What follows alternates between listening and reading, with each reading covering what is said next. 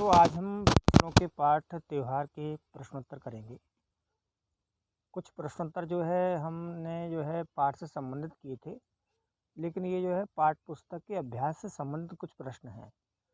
और ये जो प्रश्न हैं ये क्या हैं कि ये शीर्षक से संबंधित हैं, यानी कि इसमें क्या है, सभी प्रश्नों में शीर्षक है और शीर्षक से संबंधित कुछ प्रश्न हैं। तो आज हम एक-एक करके शीर्षक देखेंगे और शीर्षक के बाद उसके कुछ प्रश्नों के उत्तर देखेंगे। जैसे ये है मौसम का अंदाज, ये क्या है, शीर्षक है। मौसम का अंदाज जो है शीर्षक है और शीर्षक से संबंधित प्रश्न क्या है, इसमें प्रश्न 1 है, खिचड़ी में ऐसन जाड़ा हम पहले कब्बो न देखनी, यहाँ तुम खिचड़ी से क्या मतलब निकाल रही हो। क्या मतलब निकाल रहे हो या क्या मतलब निकाल रही हो। तो ये है, इस संवाद में खिचड़ी शब्द का अर्थ मकर संक्रांति के समय से है।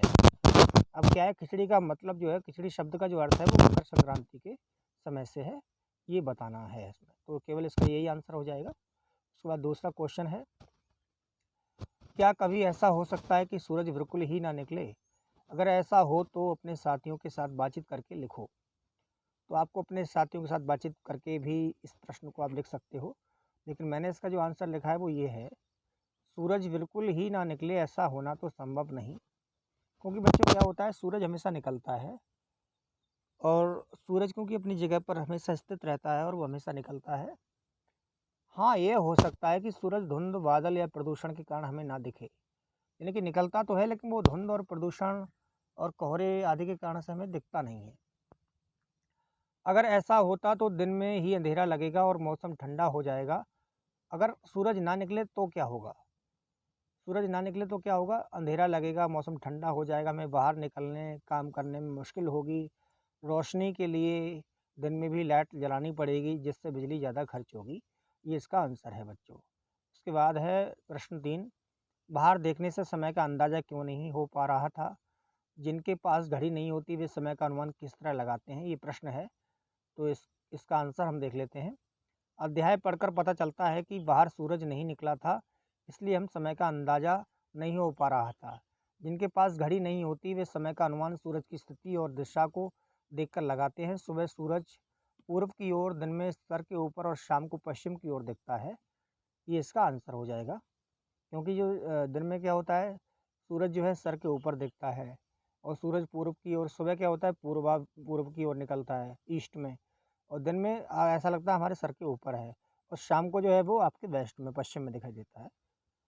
उसके बाद है दूसरा शीर्षक है तुम्हारी जुबान। तुम्हारी जुबान शीर्षक से संबंधित प्रश्न हम कर लेते हैं। इन वाक्यों को अपने घर की भाषा में लिखो। आज ई लोग के उठे के नईखे का, मतलब उत्तर है ये लोग, इसका आंसर, ये भोजपुरी सेंटेंस है, इसका आंसर क्या होगा हिंदी में देख लेते हैं। आज ये लोग उठेंगे नहीं किया, इसका ये आंसर हो जाएगा।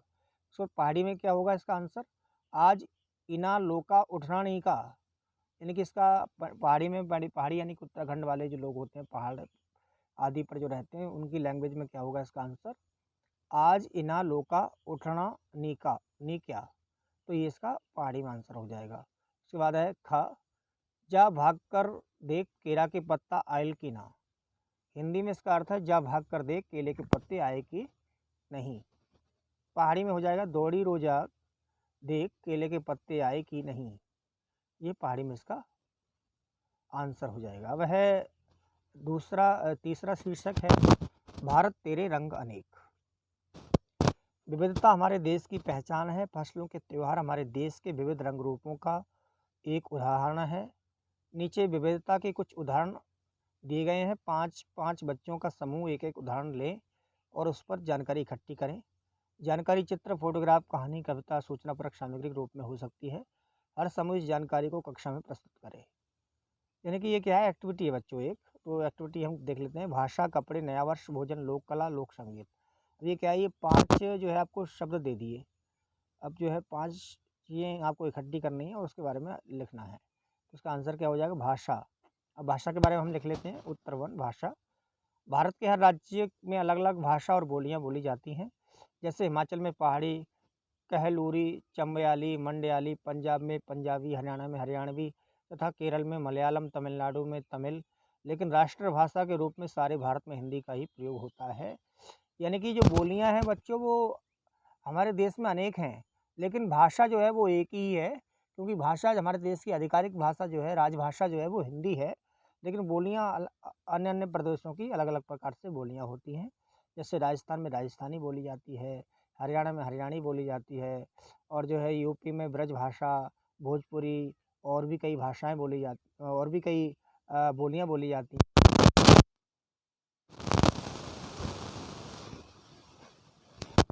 उसके बाद आगे देखते हैं कपड़े यहाँ कैसे हैं।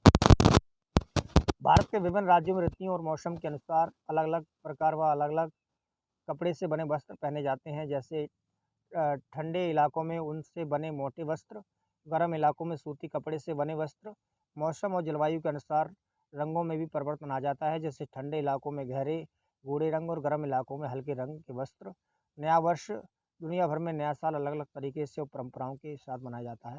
यानी कि हमने कपड़े देख लिए, अब नया वर्ष हम देख लेते हैं, नया वर्ष क्या कैसे-कैसे होता है अलग-अलग देश, अलग-अलग जो है दुनिया में, तो एक देख लेते हैं। दुनिया भर में नया वर्ष, नया साल अलग-अलग तरीके से परंपराओं के साथ मनाया जाता है। हिंदू नववर्ष कैसा है? हिंदू नववर्ष जो है, हिंदू नववर्ष का प्रारंभ चैत्र मास की शुक्ल पक्ष की प्रथम तिथि से माना जाता है। इस दिन से विक्रम संवत के नववर्ष की शुरुआत हुई हुई थी। प्रचलित अंग्रेजी कैलेंडर के अनुसार ये तिथि माह अप्रैल में आती है। उसके बाद ईसाई नववर्ष क्या है? ईसाई नववर्ष 1 जनवरी से आरंभ होता है, 31 दिसंबर को एक वर्ष पूरा हो जाता है। यानी कि जो वर्तमान समय में जो हम नववर्ष मनाते हैं वो ईसाई नववर्ष है, ये कह सकते हैं। पारसी नववर्ष क्या है? पारसी धर्म में नया नववर्ष नवरोज उत्सव के रूप में मनाया जाता है। सामान्यतः नवरोज का उत्सव 19 अगस्त को मनाया जाता है। इसकी शुरुआत 3000 वर्ष पूर्व शाह जमशेदजी ने की थी।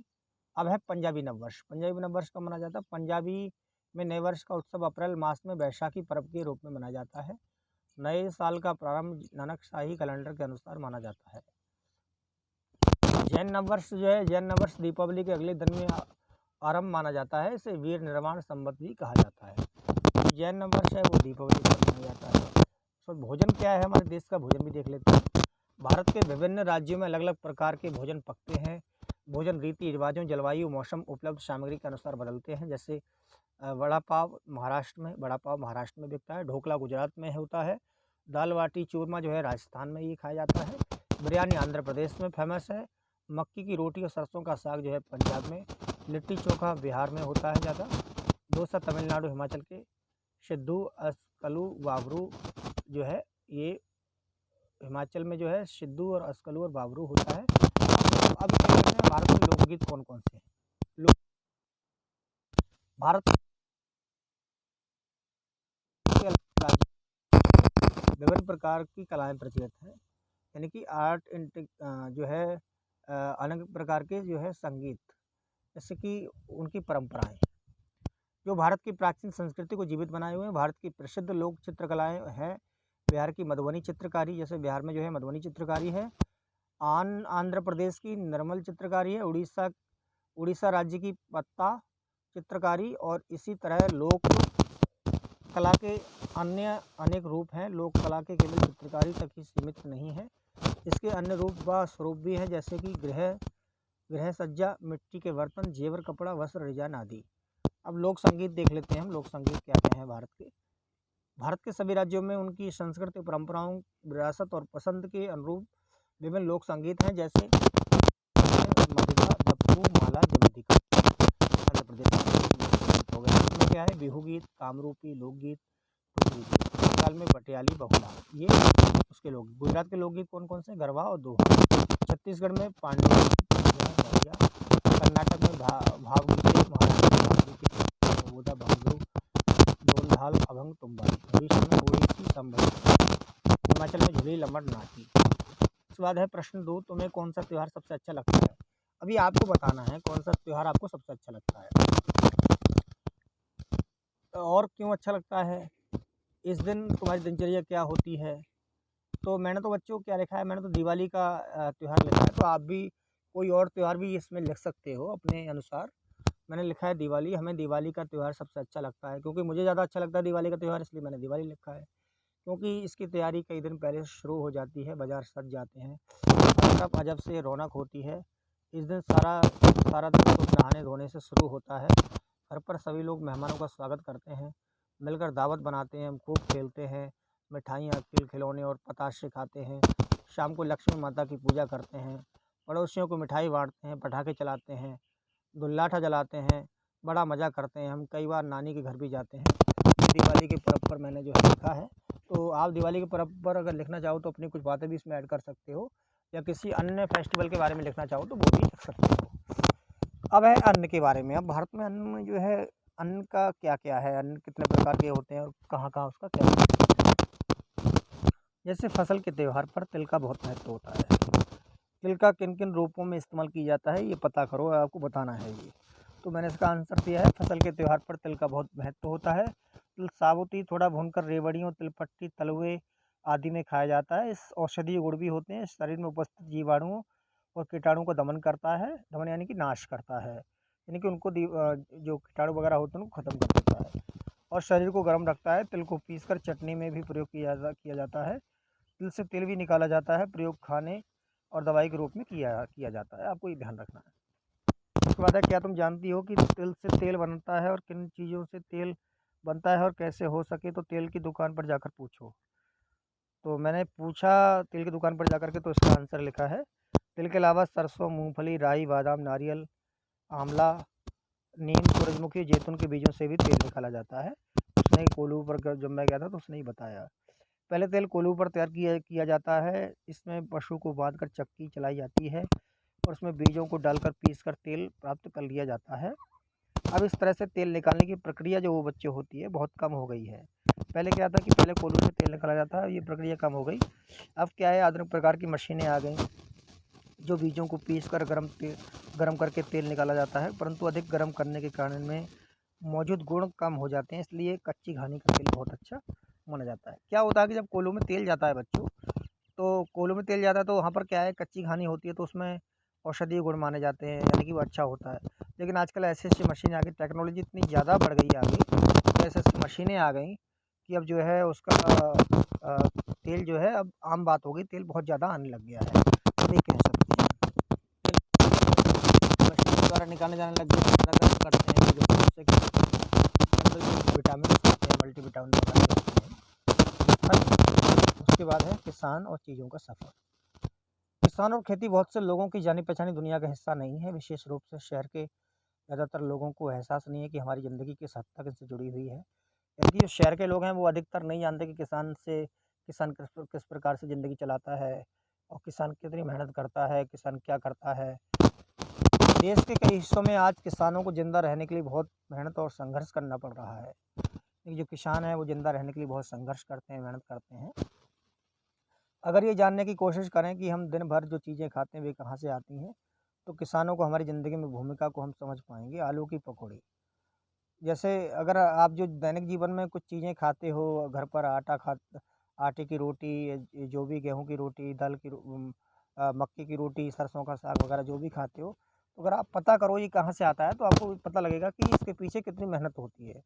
जैसे आलू की पकौड़ी आप खाते हो, तो आलू की पकौड़ी तो मिल जाती है, पर आपने ये जानने की कोशिश नहीं की आलू आता कहाँ से? आलू को किसान उगाता है, और किसान जब आलू उगाता है तो उससे पहले कितनी मेहनत करता है, खेत खेत को जोतता है और भी खेत में बीज डालता है, खेत को तैयार करता है, पानी लगाता है, कीटनाशक दवाइयों का प्रयोग करता है। इस तरह से मतलब बहुत बड़ी मेहनत होती है आलू, और आपको पकौड़ी मिल जाती है। तो पकौड़े के पीछे की जो दास्तान है वो आपको जाननी चाहिए। उसके बाद बर्फ़ी और आइसक्रीम, इन चीज़ों के बारे में नीचे दिए गए बिंदुओं को ध्यान में रखते हुए जानकारी इकट्ठी करो, मेरी कहानी के रूप में उसे लिखो। अब क्या है, ये एक्टिविटी है बच्चों, बर्फ़ी और आइसक्रीम के बारे में जो है इनके बारे में आपको लिखना है, जानकारी इकट्ठी करनी है। तो मैंने लिखा है, जैसे मान लो कि जो आइसक्रीम और बर्फ़ी है वो किससे बनती है, इन चीज़ों का जन्म कहाँ होता है, हम तक पहुँचने का उनका सफ़र क्या है, किन किन हाथों से होकर हम तक पहुँचती हैं, इस पूरे सफ़र में किन लोगों की कितनी मेहनत लगती है, इन लोगों में से किसको कितना मुनाफ़ा मिलता है। तो मैंने इसके आंसर नीचे लिखे हुए हैं। आलू की पकौड़ी के लिए मुख्य सामग्री: आलू, बेसन, मसाले और जो है तेल से बना पकौड़ी जो है तेल से बनती है। बर्फ़ी के लिए मुख्य सामग्री खोया, घी, चीनी, इलायची होती है। बर्फ़ी के लिए बर्फ़ी बनती है घी, चीनी, इलायची से बनती है बर्फ़ी। आइसक्रीम के लिए मुख्य सामग्री दूध, कस्टर्ड पाउडर, चीनी, क्रीम, चेरी होती है। ऊपर लिखी सभी आवश्यक सामग्री खेतों में घर पर किसान के हाथों से जन्म लेती हैं। यानी कि जो चीज़ें जो भी ऊपर बताएंगी, जो भी खाने पीने की चीज़ें होती हैं, वो सारी की सारी जो क्या है, किसान उनको उगाता है। किसान इन्हें उगाकर अथवा पैदा करके मंडी तक लेकर आता है। मंडी में आड़ती इन्हें किसान से खरीद लेता है। इसके बाद इन्हें छोटे छोटे दुकानदारों को बेच बेच दिया जाता है। उन दुकानदारों से ये सामग्री हम खरीद लेते हैं। इस सामग्री में ये सामग्री किसान, मजदूर, पैकिंग करने वाले, यातायात के साधन, आड़ती तथा दुकानदारों से होती हुई हम तक पहुंचती हैं। यानी कि किसान से आड़ती पर आई, आड़ती से दुकानदार, और दुकानदार जो है वो, जैसे कि मान लो सामग्री किसान ने हुई, मजदूर करता है, फिर पैकिंग करने वाले होते हैं, फिर यातायात के साधन जैसे ट्रक में लद करके आती हैं, फिर शहर आती हैं, शहर से आड़ती लेते हैं, आड़ती बाद दुकानदार लेते हैं, दुकानदार से फिर जो है आप लोग लेते हैं, यानी कि हम लेते हैं। लेकिन वह अधिक मुनाफा नहीं कमा पाता है। किसान जो है वो क्या करता है, वो थोक में बेच देता है, उसको अधिक मुनाफा नहीं होता। लेकिन मुनाफा एक, मान लीजिए कि आलू जो है वो 10 रुपये किलो है, पकौड़ी जो है वो 100 रुपये किलो है, तो इतना बड़ा अंतर होता है। लाभ का अधिकतर हिस्सा आड़ती, व्यापारी और दुकानदार उठा लेते हैं, किसान नहीं उठा पाता, ये आपको लिखना है। उसके बाद खास पकवान, ये भी शीर्षक है, खास पकवान। गया शहर तिलकुट के लिए भी प्रसिद्ध है। हमारे देश में छोटी बड़ी ऐसी कई जगह है जो अपने खास पकवान के लिए मशहूर है। अपने परिवार के लोगों से पता करके उनके बारे में बताओ। यानी कि जो गया शहर है, गया बच्चों कहाँ है, बिहार में है। बिहार में क्या है, बहुत ही प्रसिद्ध जो है वो एक प्रसिद्ध किस लिए गया शहर प्रसिद्ध किस लिए है? गया शहर प्रसिद्ध है तिलकुट आदि के लिए। यानी कि तिल ज़्यादा वहाँ पर होता है, और वहाँ पर तिलकुट जो है, जैसे कि हम रेवड़ी वगैरह खाते हैं तिल की, वो तिलकुट ज़्यादा वहाँ फेमस है, उससे बनने वाले सामान ज़्यादा फेमस है। तो इसका आंसर मैंने नीचे लिखा है, हमारे देश में मथुरा के पेड़े। यानी कि गया तो तिलकुट के लिए फेमस है, और भी कई शहर हैं जो अपने अपने लिए फेमस हैं, तो नीचे मैंने उनके नाम लिखे हुए हैं। हमारे देश में मथुरा के पेड़े, पश्चिम बंगाल का रसगुल्ला, आगरा का पेड़ा, कंडा घाट का बेसन बर्फी, राजस्थान का घेवर बहुत प्रसिद्ध है। अब ये कुछ राज्य है, उनका भी कुछ आइटम फेमस है, तो मैंने ये लिखा है। उसके बाद है प्रश्न 2। पिछले 2 वर्षों में तुमने काम वाले शब्दों के बारे में जाना। इन शब्दों को क्रिया भी कहते हैं, क्योंकि क्रिया का संबंध कोई काम करने से है। नीचे खिचड़ी बनाने की विधि दी गई है। इसमें बीच बीच में कुछ क्रियाएं छूट गई हैं। उचित क्रियाओं का प्रयोग करते हुए इसको पूरा करो। जैसे छौंकना है, पीसना है, पकाना है, धोना है, परोसना है, बेलना है। ये क्या है, इनमें क्या है कि कुछ क्रिया छूट गई थी, तो मैंने क्रिया नीचे लिख दी हैं। अब बंगाली खिचड़ी जो है वो 5 व्यक्तियों के लिए कैसे बनाई जाती है, ये हमें इसमें लिखना है। मैंने लिखा है सामग्री लिखी है पहले, फिर मात्रा। सामग्री में अदरक जो है 20 ग्राम होनी चाहिए, लहसुन 3 फाँके होनी चाहिए। 3 फाँके यानी कि जो 3 जो है उसकी कली होती हैं वो। उसके बाद इलायची के दाने 3 छोटी इलायची होनी चाहिए। दालचीनी जो है 21/2 सेंटीमीटर का एक टुकड़ा होना चाहिए। पानी जो है 4 प्याले पानी होना चाहिए। मूंग दाल 1/2 प्याले होनी चाहिए। सरसों का तेल 3 बड़े चम्मच होने चाहिए। तेज पत्ते 2 होने चाहिए। जीरा 1-2 बड़ा छोटा चम्मच। प्याज बारीक कटा हुआ 1 मंझोल। चावल धरे हुए 1 प्याला। और फूल गोभी बड़े बड़े टुकड़ों में कटी हुई 200 ग्राम। आलू छीलकर 4 टुकड़ों में कटे हुए 2 आलू होने चाहिए। 4 1/2 प्याला हम डाल सकते हैं। धनिया पिसा हुआ 1 बड़ा चम्मच। लाल मिर्च पिसी हुई 1/2 छोटा चम्मच। चीनी छोटा चम्मच। घी 2 बड़े चम्मच डालना है। नमक और हल्दी अंदाज से, जो भी आपको डालना है। इसकी विधि क्या है, इलायची, दालचीनी और लौंग में थोड़ा थोड़ा पानी 1 छोटा चम्मच डालते हुए पीस लो। अदरक और लहसुन को इकट्ठा करके पीस कर पेस्ट बनाओ। दाल को कढ़ाई में डालो और मध्यम आंच पर सुनहरी, मध्यम आंच का मतलब होता है धीमी आंच, यानी कि धीमी, ना ज़्यादा धीमी और ना ज़्यादा तेज, सुनहरी भूरी होने तक भून लो। जब दाल निकाल कर पीस लो। तेल को कुकर में डालकर गर्म करो। तेल गर्म हो जाने पर तेज चुटकुले पत्ते और जीरा डालो। जीरा जब चटकने लगे तो प्याज डालकर सुनहरा भूरा होने तक भूनो। अब अदरक लहसुन का पेस्ट डालकर कुछ मिनट तक भूनो। धुली हुई दाल, चावल और सब्जी डालो और अच्छी तरह से मिलाओ।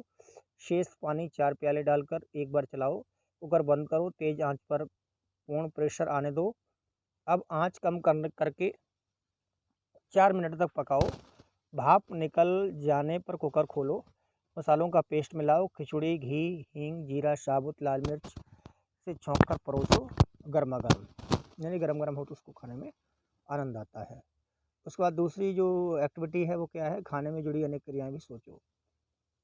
हमारे यहाँ खाना अच्छी तरह से बनाया जाता है। पुराने ज़माने की बात करें तो खाना प्रेशर कुकर में नहीं बनता था, यानी कि प्रेशर कुकर जो है आज से जो है 20 साल पहले की बात है, 20-25 साल पहले की बात है। उससे पहले प्रेशर कुकर नहीं था।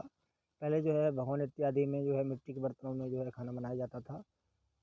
पहले यह मिट्टी या पीतल के बर्तनों में पकाया जाता था। पकाने से पहले आवश्यक सामग्री में से कूड़ा करकट छाँट लिया जाता था, यानी कूड़ा जो करकट हुआ करता था उसको बीन लिया करते थे।